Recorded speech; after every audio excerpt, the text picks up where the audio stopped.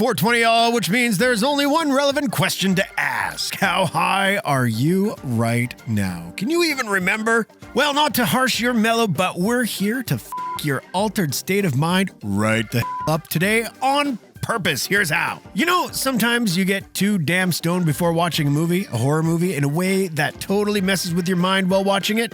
Don't front, you know exactly what we mean. We're talking about trippy, psychedelic, hallucinogenically tinted films that, like Fear and Loathing in Las Vegas, actually make you feel stoned while watching it. And that's when you go into it stone cold sober. These are our top 10 trippy horror movies you don't want to see while stoned. Happy 420, dude. Number 10, Beyond the Black Rainbow. Let's be clear-headed off rip. This is not a good movie. However, for the illicit intents and purposes of this here list, Beyond the Black Rainbow is indeed a brain-melting salvo you definitely do not want to see under the influence. Written and directed by Panos Cosmatos, as son of George P., director of such genre gems as Cobra and Leviathan, Black Rainbow was entirely funded by the royalties of George P.'s tombstone in 1993. If that isn't enough of a mind consider the premise. A woman wakes up under heavy medical sedation, hence the trippiness, only to summon the gumption to mount an escape from what turns out to be an institutionalized commune. Yeah, no. Number 9, Altered States.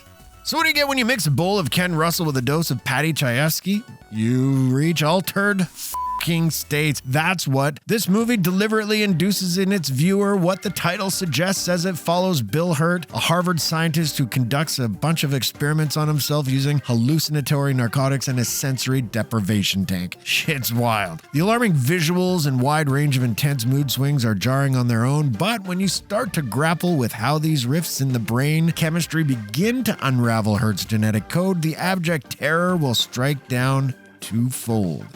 Number 8, Begotten. How many of you have seen Begotten? Yeah, well, don't. Don't see it sober, and don't you dare see it after a twisted doobie hits your lips. You might just pull a fucking reefer madness and end up in a psych ward. Seriously, you've been warned. Made in 1990, Begotten is a micro-budgeted indie experimental art film made for $33,000, made by Elias Marriage, and more or less equates to a 70-minute-long drug you regret taking as soon as it kicks in. The relentless visual bombardment of grotesquerie and black and white, mind you, really does test your will as much as it tests your wits. Making it through the film is a chore by any standard, but sedatives and stimulants will surely make the nightmare all the more visceral. Remember Dare, kids? Heed wisely when approaching Begotten. Number 7, Videodrome. Pick a Cronenberg flick, any Cronenberg flick. Okay, maybe not Cosmopolis, but you know what I'm saying. Pretty much from day one, Cronenberg's baleful brand of intense body horror has left audience members' brains in equally bloody stitches as his chewed up characters. The Fly, Existence, Naked Lunch, all worthy candidates for too damn weird and wickedly wondrously to see while stoned, but all tallied, it has to be Videodrome that one-ups the rest. It's just too damn hallucinatory. Worse than the onslaught of batshit imagery, though, is the theme about TV and video broadcasts becoming the alternative to reality. Number 6, Eraserhead. Pick a Lynch film, any Lynch film, maybe not The Straight Story, but damn near anything else. This man has made a living plumbing the inexplicably surreal on-screen, so to our minds, it only makes sense to go back to the very genesis. Lynch's feature debut, Eraserhead, is about as bleakly nightmarish as humanly imaginable, the very kind of abject ugliness you desperately want to escape from when chilling out and passing the Dutchie.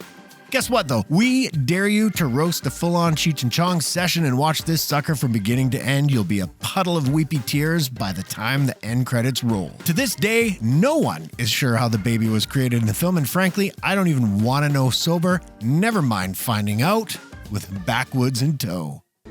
Feel the atmosphere of a place, the mood of a place, and it affects me, and I just felt I was living inside an ocean of fear. Number 5, Jacob's Ladder.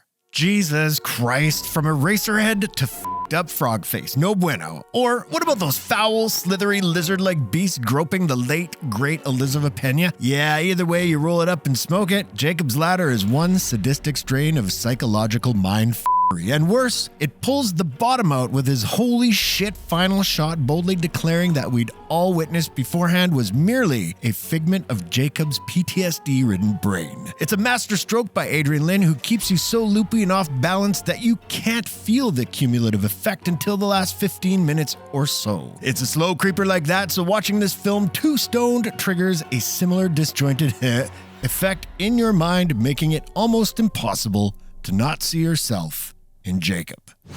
Number 4, Enter the Void. Let's be real, damn near every Gasper No film is too much to handle while baked out of your gourd. Irreversible counts, so does love, but if we had to choose the single most intimidating anti-sobriety watch, it has to be the Argentinian's 2009 purgatorial meditation, Enter the Void. The candy-colored allure is quite sensory-assaulting alone, so when you factor in the story of a drug dealer who in Tokyo gets killed, when a deal goes sour, things escalate in a quick hurry. Determined to stay on the healthy earthly plane, the man's lost soul hovers over a gorgeously ambient cityscape, pouring over his life, the consequences of his death, and how to best avoid the ethereal in order to remain alive. It is a hell of a trip. Number 3, Santa Sangre 1989. As it relates to the regaled psychedelia of the borderline insane Chilean auteur Alejandro Jodorowsky, most tend to favor his 1973 magnum opus, The Holy Mountain. Not us, nope. For our twisted brand of outright fright frere, we must adhere to Jodorowsky's 1989 horrific head trip, Santa Sangre. This movie is f***ed up. Boasting an unwavering NC-17 rating, Santa Sangre features every freaky location and vocation imaginable. We have a circus performer escaping a mental hospital, trying to track down his armless mother, herself a creepy religious cult leader, only to extract brutal murders on behalf of those very missing arms. It's the craziest shite ever. Can only be seen to be believed, and even then, you don't want to overindulge on the killer kush before doing so. Too much. Number 2, House 1977. Raise the pipe. Better yet, hit the pipe. If you've seen the super freaky, fun, and fucked up 1977 Japanese horror show House, a movie so bizarrely surreal that it defies all possible explanation. Yeah, the best, right? That is until you torque down one too many bong loads, then you aren't sure if what you're seeing is intended or if your ravaged imagination has made its way onto the screen somehow. No joke.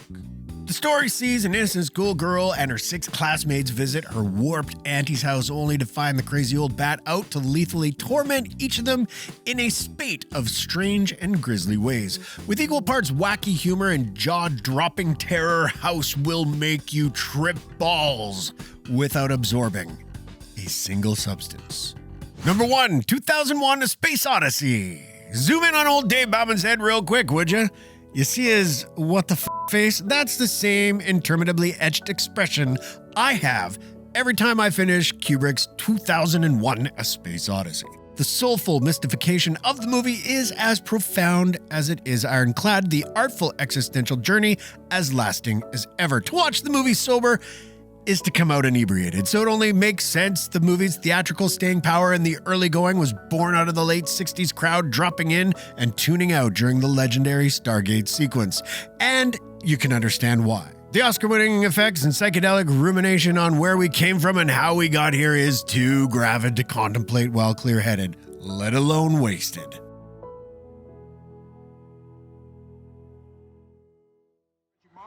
Ignore this terrible drug. Yeah. Pretend it's not happening.